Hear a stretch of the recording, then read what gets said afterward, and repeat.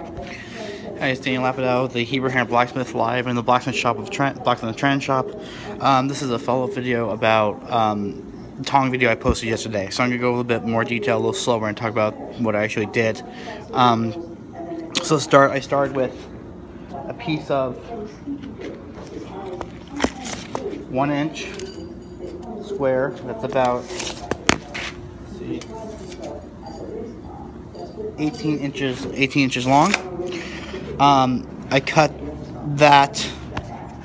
a piece of it to about 7 inches of material, and then what I do is, with this, I hold this in with tongs, obviously, heat the whole bar up, and I forge out the reins on the Naozell power hammer to start, and then I finish it up with the hand hammer. And then when that's done, I have a blob of material on the end, like this one, with the reins forged out.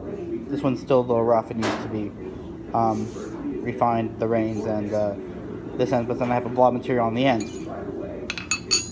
Then I forge the tong jaws, standard, there, there, and there. And what I didn't do on this one, what I did the other ones I made, I put a groove in with a guide hop, put a piece of flat bar here, and this way, and this way. And then of course you repeat the same process to make a second pair of jaws. And then you have these tongs that I made yesterday. You can see they have the groove in them on both sides to hold, just for support, holding round bar or flat square bar. So yeah, it can be done. This, is a little bit more technique heavy if you have a power hammer. That's why I didn't. Most people, the way you should people make tongs is by welding on reins, which is perfectly fine. But I have a power hammer here, and I wanted to try doing it this way. I got the idea from looking at a video that Jim Hoffman posted on YouTube a while back of forging tongs on his power hammer, and he actually has an interesting tool that he uses, kind of like this actually, that he uses to forge the ring. So have like a block on the anvil, so it forges there and there, so he doesn't have to do that part by hammering. The only hard part is this being 1 inch is a little bit of whaling to get the jaws right on the hammer, on the anvil. But it's a good project. I had fun.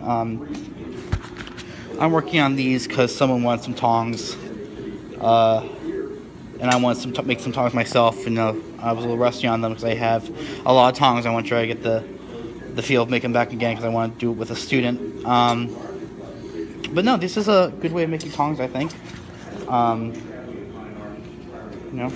So yeah, this is a 1 inch bar to 7 inches, 1 inch bar stock, cut off piece 7 inches long, forge out the reins, so you have this blob material on the end, power hammer by hand, then you forge the jaws, and then you have tongs. Bye.